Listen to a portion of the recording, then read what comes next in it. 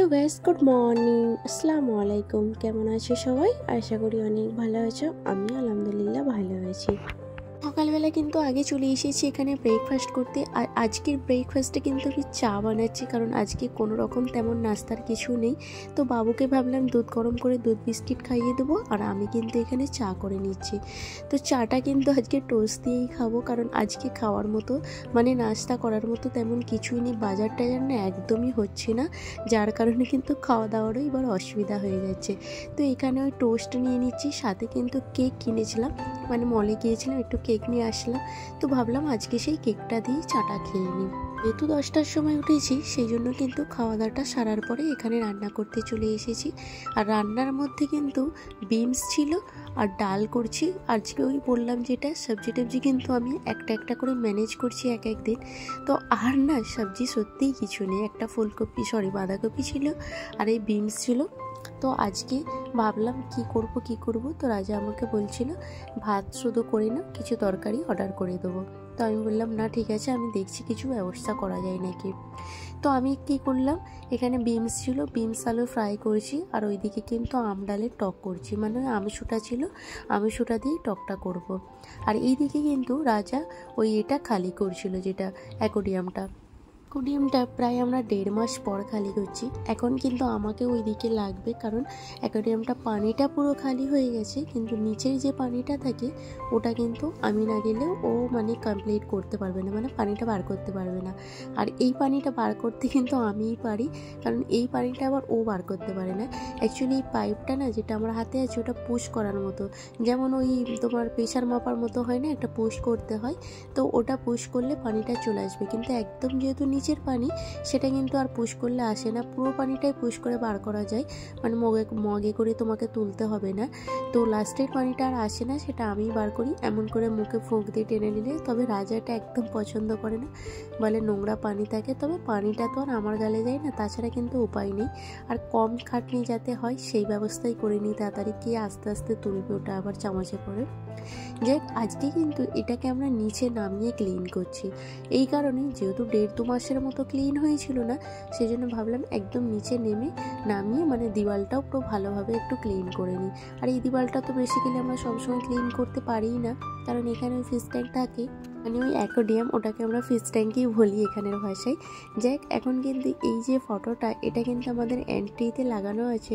এই ফটোটা না যেন কালারটা না ওই দেওয়ালের সাথেই ম্যাচ করে গেছে। তবে ফটোটা আমার এত পছন্দের ফটো, যার কারণে আমি এটা একদম এন্ট্রিতেই দিয়ে রেখেছি। তো এখানে এটাও ভালোভাবে ক্লিন করে নিচ্ছি। এবার দেখতে পাচ্ছ তো শুজ র্যাকটা কত বড়। তো ওই দিকে কিন্তু রাজার ট্রফিগুলো সব রাখা থাকে। তো এটা কিন্তু আমাদের একদম মেন গেটের এন্ট্রির মানে ফ্রন্ট সাইডটা।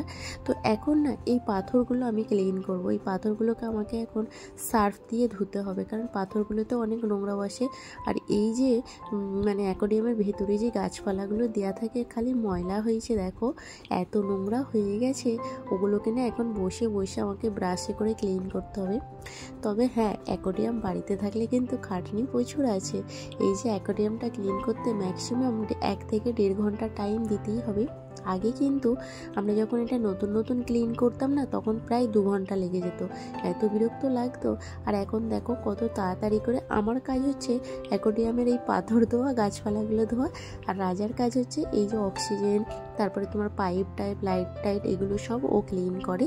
তো আমার কাজটা আমি ওইদিকে করছি একবার করে, আর একবার করে এদিকে কিন্তু রান্না করতে আসছি, কারণ আমাকে ওইদিকে লাগবে, ও নাহলে একা একদম পারবে না, কারণ ওই কাজটা একা কোনো মতেই হবে না। আরও একটা বিশেষ কারণ আছে হবে না, এই কারণে যত লেট করবে তত কিন্তু মাছগুলোর প্রবলেম হবে, কারণ ওরা এখন বালতিতে দেওয়া আছে। আর আমাদের যেহেতু অনেক মাছ আছে, সেই জন্য কিন্তু বেশিক্ষণ বাইরে রাখা যাবে না। তো সেই জন্য আমি একবার ওই দিকে যাচ্ছি, একবার এই দিকে আসছি। তবে আমার কিন্তু পাথরগুলো ধোয়া কমপ্লিট হয়ে গেছে। রাজা এখন যেসব আমাদের বিসলারি পানিগুলো মানে নিয়ে আসা হয়েছে, সেগুলো ওতে এখন ঢালছে। এখন পুরো সব কিছু সেট করে দিয়েছে, দেখতে পাচ্ছ শুধু কত সুন্দর লাগছে। এর আগের না আমি ভুলেই গিয়েছিলাম একটু ভিডিও ক্লিপ নিতে, কারণ প্রচুর পরিমাণে মিরারে মানে এই যে কাঁচটাতে এত নোংরা জমেছিল মাছগুলো দেখাই যাচ্ছিল না। ওই যে বললাম 1.5-2 মাসের মতো কিন্তু পানি পরিষ্কার করা হয়নি, চেঞ্জ করা হয়েছিল না। এখন দেখতে পাচ্ছ কত সুন্দর। আর এখন এই যে ব্লুটা আছে এটা কিন্তু এদের একটা পানির ওই সলিউশন আছে, ওই সলিউশনটা আর ব্লু কালারটা দিলেই কিন্তু এমন কালার হয়ে যায়। ওটা একটা আমাদের কেনা আছে যেটার জন্য কালারটা ব্লু লাগে, তাছাড়া কিন্তু কোনো নেই যে কেন পানিটা ব্লু হয়ে যায়। তো যাই হোক, এখন কিন্তু পরিষ্কার হয়ে গেছে আর আমি এখন ঘরটার ঝাড়ু দিয়ে পোছা লাগিয়ে নেব। পোছাটা না প্রায় হয়ে গেছে, পোছাটা আর লাগাবো না এই কারণেই, কারণ পানি তো ঘরে এদিক ওদিক পড়েছিল, সেই জন্য কিন্তু আগেই রাজা যখন মানে পানিটা ঢালছিল তখন কিন্তু পোছাটাও লাগিয়ে দিয়েছিল। আর আমাদের না বিসলারি পানিটা এই কারণেই দিচ্ছি, কারণ নতুন নতুন যখন এমনি টাকির পানি দিতাম তো তখন কিন্তু 1 সপ্তাহ 10 দিন যেত না, এত নোংরা হয়ে যেত। সেই কারণে কিন্তু এখন বিসলারি 4টে দিলে মোটামুটি হয়ে যায়, 5টা মোটামুটি 4টে ডাললে হয়ে যায়। তো আমরা 5টাই দিয়ে একটু ভরে রাখি, কারণ অনেক দিন পর পানিটা ক্লিন করছি তো যেই কারণে পানিটা কিন্তু কমেও যায়, আর মাছেরা খায় তো পানিটা একটু কমে যায়। তো মোটামুটি সব কিন্তু পরিষ্কার হয়ে গেছে। আর এখানে যেহেতু ক্লিন করা হয়েছিল, ওগুলো ধোয়াধুয়ি হয়েছিল, সেই জন্য ভালো করে ওয়াশ বেসিনটাও ধুয়ে নিলাম। এবার কিন্তু স্নানটা সেরে নেবো। আর রান্না করবো না মানে রান্নার কিছু নেই বলে আজকে যে রান্নাটা হয়েছে না, আমরা একটু বেশিই ভাত খেয়ে নিয়েছিলাম এই দিনে। কারণ আমাদের সব কিন্তু এগুলো ফেভারিট খাবার, মানে বেগুনটা মানে বেগুন ভাজা আমার ভালো লাগে, আর পেঁয়াজ লঙ্কা পেঁয়াজ একটু ফ্রাই করে আলু ভর্তা করলে, তার সাথে কিন্তু আন্ডা ফ্রাই, তার সাথে টক ডাল, আর এখানে বিনস ভাজাটা তো না হলেও চলতো, মাছ ভাজাটাও না হলে চলতো। তো মাছটা কালকে রাত্রিবেলা ও নিয়ে এসেছিল, আর কিন্তু কোনো সবজি নেই বলে মাছটা আমি একটা ফ্রাই করেছিলাম, যেহেতু মাছটা খুব কিন্তু বড় বড় ছিল না একদম। আমরা সত্যি বলছি এত সুকোনসে ভাত খেয়েছিলাম। আর রাজা তো বলছে এমন খাবার রোজ হলে তাহলে আর মাংস আমি খুঁজবই না। খাবারটা একবার করে মাঝে মাঝে খেলে যেন মনে হয় আর 2টি ভাত নিয়ে খাই। সত্যি বলছি ওই দিনে কিন্তু আমরা দুজনেই ভাত নিয়েছিলাম, বেসিক্যালি আমরা কিন্তু খুব অল্প করেই ভাত খাই, কিন্তু ওই দিনে কিন্তু অনেকটা ভাত খাওয়া গেছিলো।